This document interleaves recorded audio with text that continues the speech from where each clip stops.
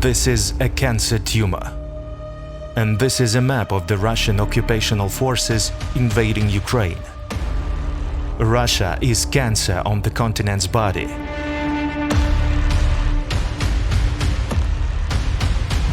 But the metastases of the Russian tumor have spread not only to Ukraine. Russian special services finance and infiltrate their agents in every single international organization. UNESCO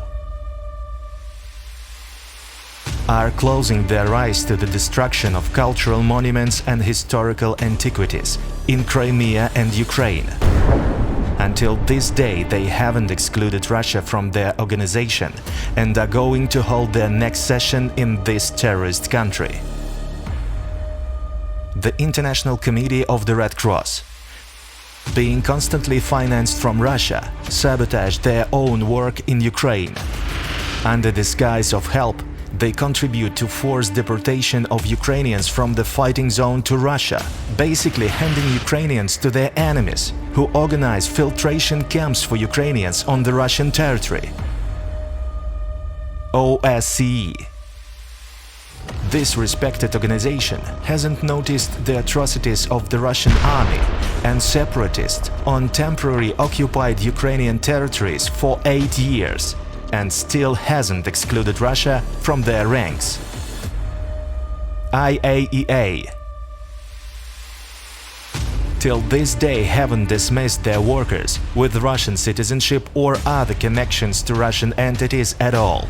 Perhaps thanks to the work of these saboteurs as part of the IAEA, Russian troops captured several Ukrainian nuclear power plants, including Chernobyl, made ammunition depots there, and fired at the civilian Ukrainian population from there.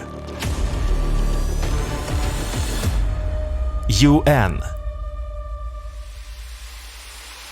still haven't excluded the Russian Federation as its member state, although legally Russia should not be there at all.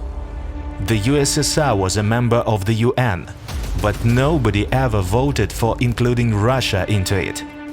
Besides, the UN doesn't even consider the possibility of saving millions of lives by deploying its peacekeepers,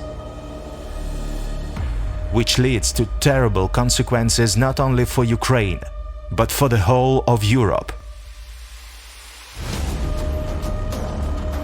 Remember, everyone receiving money from Russia is an accomplice of world terrorism. You think money doesn't smell? Oh no, it reeks of blood of tens of thousands Ukrainians and their children for miles.